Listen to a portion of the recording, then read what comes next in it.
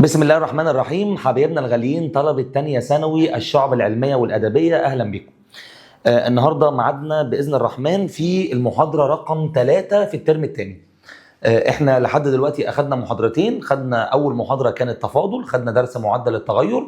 تاني محاضرة كانت المتتابعات والمتسلسلات ورمز التجميع، كانت جبر. والنهاردة هناخد محاضرة جبر، هناخد الموضوع التاني في الباب الأول، هناخد حاجة اسمها المتتابعة الحسابية. تعال نعرف ايه موضوع المتتابعة الحسابية ونبدأ نحل على جزء بنشرحه نظري. يلا بينا. أول حاجة عايزين ندرسها سوا، يعني ايه متتابعة حسابية؟ ما هي المتتابعة الحسابية؟ قال لي هي المتتابعة التي يكون فيها الفرق بين أي حد والحد السابق له مباشرة مقدارا ثابتا. المتتابعة الحسابية هي المتتابعة التي يكون فيها الفرق بين أي حد والحد السابق له مباشرة مقدارا ثابتا. قلت له يعني إيه؟ قال لي يعني لو بصيت على المتتابعة دي 2 5 8 11 14. قلت له جميل. قال لي عايز تعرف المتتابعة دي حسابية ولا لأ؟ اطرح الحد ده ناقص اللي قبله، هتلاقي الإجابة 3.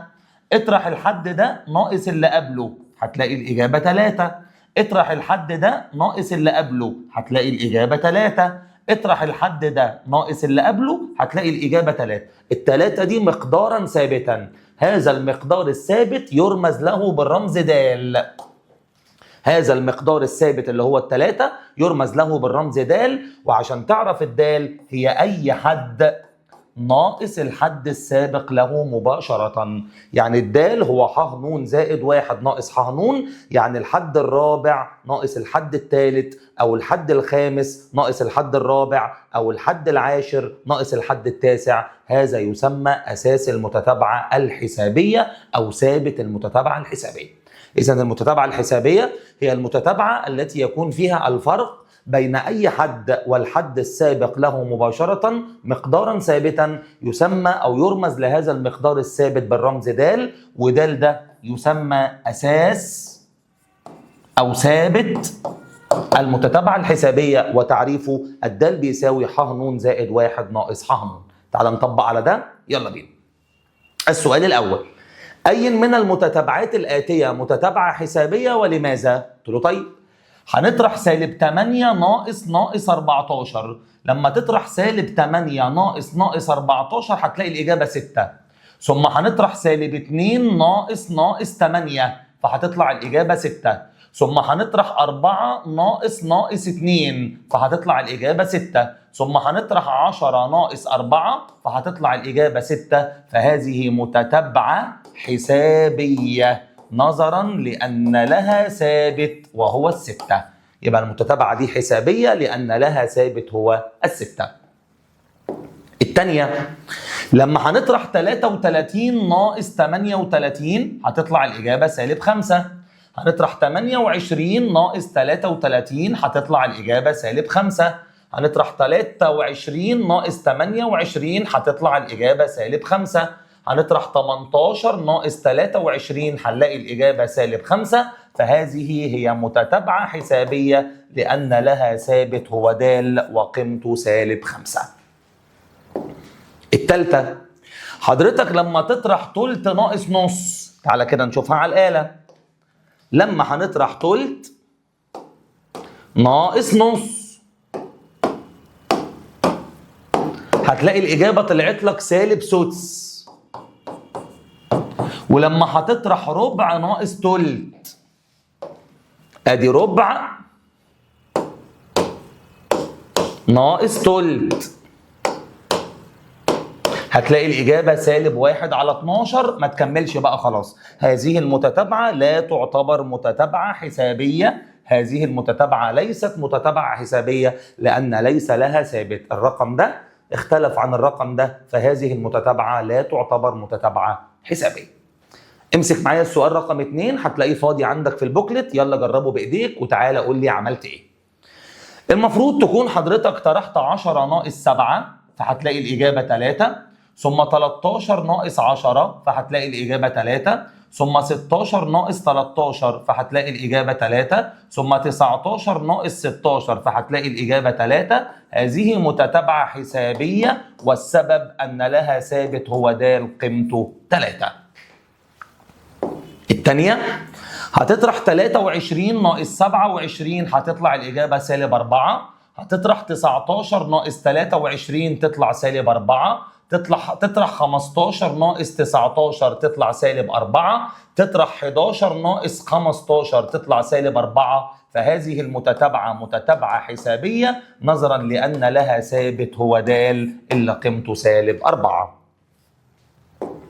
الثالثة هتطرح 28 ناقص 23 هتلاقي الإجابة 5. هتطرح 33 ناقص 28 هتلاقي الإجابة 5. هتطرح 38 ناقص 33 هتلاقي الإجابة 5. لكن لما تطرح 42 ناقص 38 هتلاقي الإجابة 4. فهذه ليست متتابعة حسابية لأن ليس لها ثابت.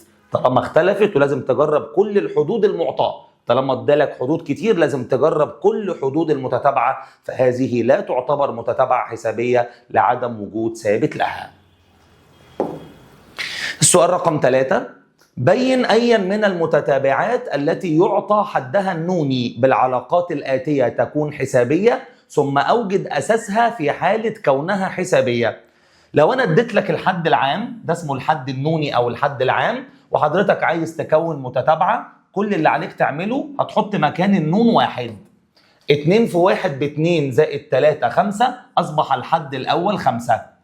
2 في 2 ب4 زائد 3 7. لما هحط مكان النون 2 هتطلع الإجابة 7. ثم هحط مكان النون 3. 2 في 3 ب6 زائد 3 9 ويكتفى ب3 حدود.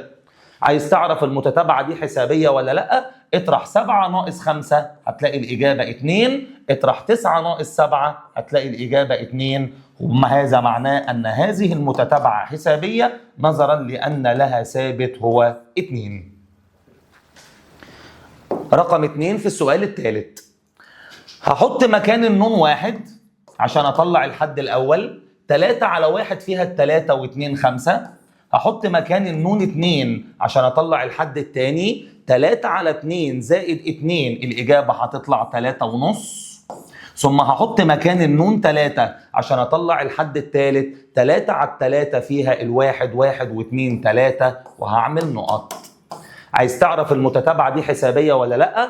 اطرح 3.5 ناقص 5 هيدي لك -1.5. اطرح 3 ناقص 3.5 هيدي لك -0.5. فهذه المتتابعة لا تعتبر متتابعة حسابية لأن ليس لها ثابت، وبالتالي لا تعتبر متتابعة حسابية. نروح لرقم 3.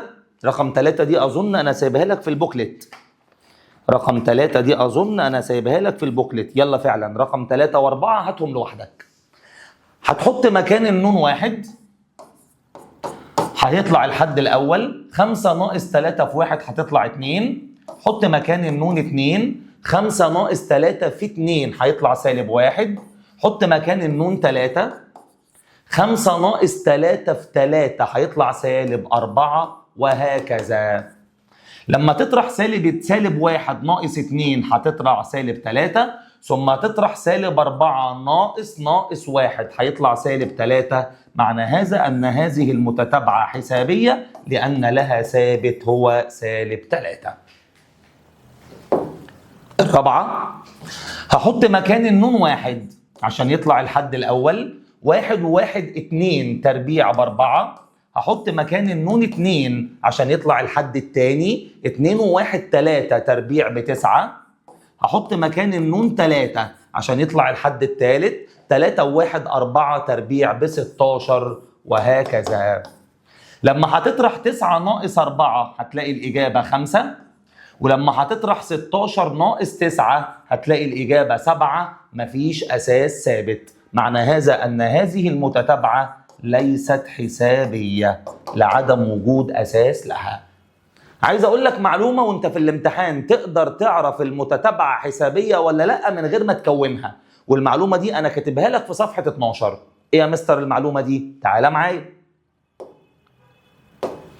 المتتابعة لما تكون من الدرجة الأولى، لما تكون العلاقة بتاعت المتتابعة من الدرجة الأولى، يعني إيه؟ يعني تلاقي إن النون دي أسها واحد، دي اسمها من الدرجة الأولى. المتتابعة اللي العلاقة بتاعتها من الدرجة الأولى بتتسمى متتابعة حسابية من غير ما تشتغل. أي متتابعة تلاقي النون أسها واحد معنى كده إن دي متتابعة حسابية من غير ما تكونها. قلت له طب بص على التانية. التانية دي كانت كسرية، طالما كسرية ما تبقاش حسابية. ما تبقاش حسابية إلا لما تبقى من الدرجة الأولى. طب بص على دي. دي من الدرجة الأولى لأن النون أسها واحد.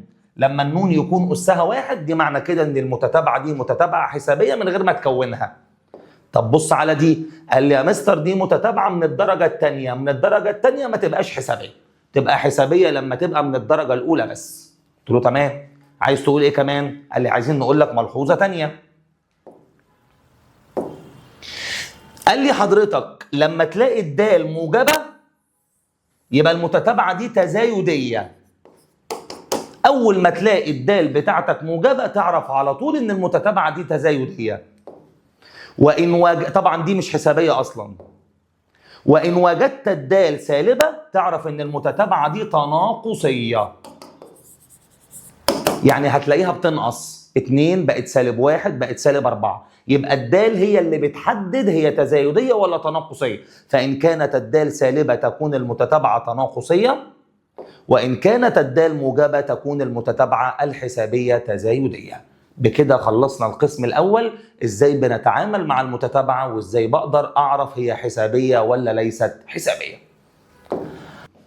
السؤال التاسع بيقول أوجد المتتابعة الحسابية. خلاص اتفقنا عشان أكون أي متتابعة حسابية لازم يكون معايا الألف ويكون معايا الدال.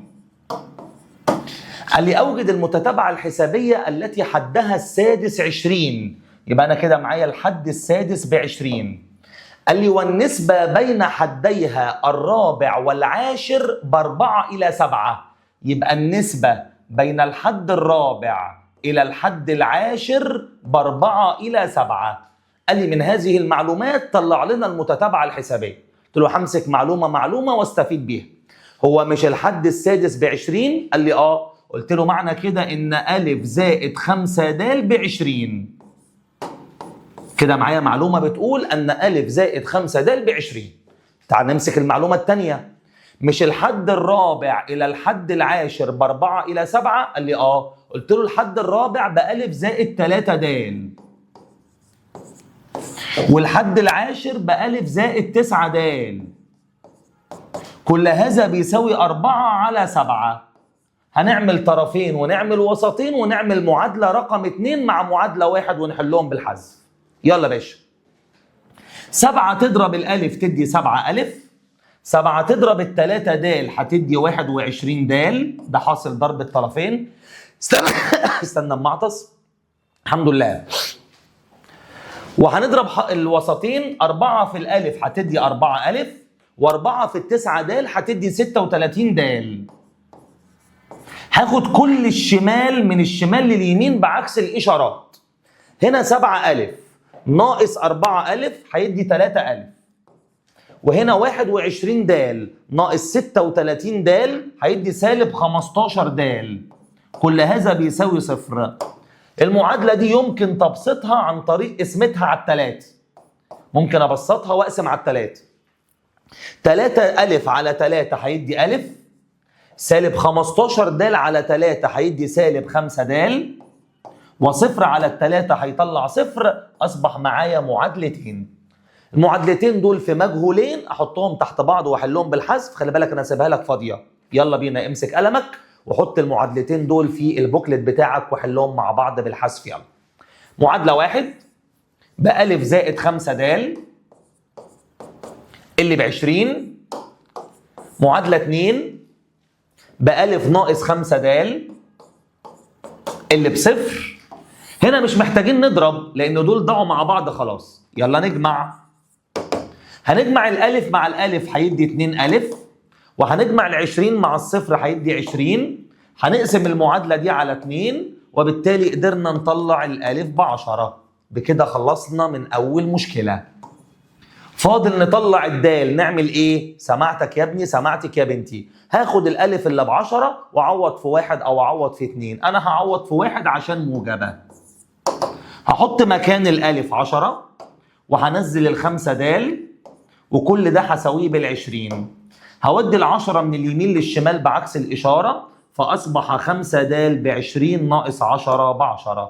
هقسم على 5 فاصبحت الدال ب2. اول حضرتك ما تطلع الالف وتطلع الدال كل عام وانتم بخير، المتتابعه اتكونت خلاص. يبقى المتتابعه هي الحد الاول 10، هزود عليه 2 هيبقى 12، هزود عليه 2 هيبقى 14، واحط نقط في الاخر. هذه هي المتتابعه المطلوبه. كده انت عرفت كيف تكون اي متتابعه حسابيه. نروح للسؤال العاشر. السؤال العاشر ده حلو قوي، سؤال مستويات عليا، سؤال دماغ. بيقول لك ح ن متتابعه حسابيه فيها ح 2 زائد ح 4 ب 42، وفيها ح 3 في ح 5 ب 315. طلع المتتابعه. قلت له انا عشان اكون اي متتابعه يلزمني الالف ويلزمني الدال. الالف والدال معايا انا خلصت. يلا نترجم. انا معايا ح 2. عارف يعني ايه ح 2؟ يعني الف زائد دال. ح 2 بألف زائد دال، ح 3 بألف زائد 2 دال، ح 4 بألف زائد 3 دال، ح 10 بألف زائد 9 دال. يبقى ح 2 بألف زائد دال. هجمع عليها ح 4 اللي بألف زائد 3 دال، هساوي كل ده ب 42. يلا جمع. تقول لي ألفاية مع ألفاية تدي 2 ألف، دالاية مع 3 دالات تدي 4 دال، هساوي كل ده ب 42. تسيبش المعادلة غير لما تبسطها. عود نفسك على كده. همسك المعادلة دي واقسمها على 2. 2 ألف على 2 تطلع ألف، 4 دال على 2 تطلع 2 دال، و42 على 2 تطلع 21. كده حضرتك أصبح معاك معادلة رقم 1. كده بقى معايا معادلة في مجهولين، ألف زائد 2 دال ب21. خش على المعلومة الثانية. قال لي معاك ح 3. قلت له ما انا عارف ان ح 3 بألف زائد 2 دال، مضروبة في ح 5. قلت له ما انا عارف ان ح 5 بألف زائد 4 دال. كل هذا بيساوي 315. وبعدين في المشكلة اللي قدامنا دي هنعمل ايه؟ في طالب هيقول لي هوزع الالف هنا مرة وهنا مرة. يا نهار ابيض، ده هيخش في تربيعات وهيوزع الاتنين دال هنا مرة وهنا مرة، هيلاقي نفسه وصل للسحاب والسؤال ما بيطلعش. لكن لو عينه في وسط راسه هيلاقي نفسه بيشيل ده وبيكتب مكانه 21، لان انت معاك الف زائد 2 دال ب 21. يبقى انا من حقي اشيل الالف زائد 2 دال واكتب مكانه 21، وهنزل الف زائد 4 دال زي ما هي، وهساوي كل ده ب 315. همسك المعادلة دي واقسمها على 21، فالطرف الايمن هيتبقى لي الف زائد 4 دال، وهمسك ال 315 اقسمها على 21 هتطلع لي 15. شوف السؤال عامل ازاي. تطلع لي كام؟ 15. كده اصبح معايا معادله بتقول الف زائد 2 د ب 21، ومعايا معادله بتقول الف زائد 4 د ب 15. كده بقى معايا معادله 1 وكده معايا معادله 2. احطهم تحت بعض واحلهم بالحذف. هطلع الالف واطلع الدال. يلا بينا. هتلاقي ليك مكان في البوكلت فاضي. وقف الفيديو وحط المعادلتين تحت بعض وحلهم لي بالحذف. الف زائد 2 د ب 21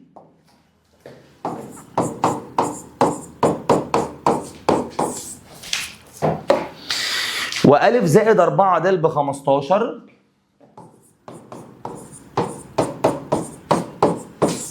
لو ضربت المعادلة الأولى في سالب الألفات ضاعت، ضربت المعادلة الثانية في سالب الألفات ضاعت، ضربت المعادلة الأولى في سالب 2 الدالات ضاعت. وهو ده اللي أنا هعمله.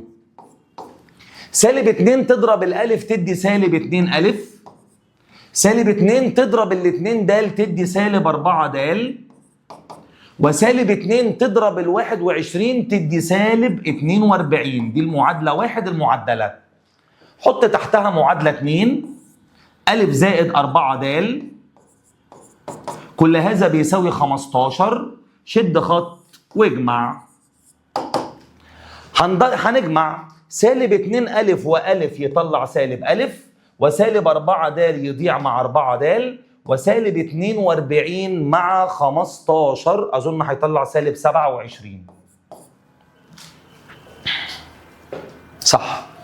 هطير السالب مع السالب، بكده أصبح الألف معانا ب 27. هاخد الألف أم 27 وأعوض في معادلة 1 عشان أطلع الدال. هشيل الألف وأكتب مكانها 27، هجمع عليها 2 د، وهساوي كل ده بال 21. هودي ال 27 من اليمين للشمال، فال2 د هتنزل، 21 ناقص 27 هيطلع سالب 6. همسك المعادلة دي وأقسمها على 2، فأصبح معايا الدال بسالب 3. أول الألف ما تطلع والدال تطلع على طول تعرف تكون المتتابعة اللي هو عايزها. الحد الأول 27، هجمع عليه سالب 3 هيبقى 24، هجمع عليه سالب 3 هيبقى 21، وهكذا. كده قدرنا نكون المتتابعة، فأصبحت المتتابعة 27 24 21 وهكذا. كده أنت اتعلمت، أخدت 3 مسائل على كيفية تكوين المتتابعة.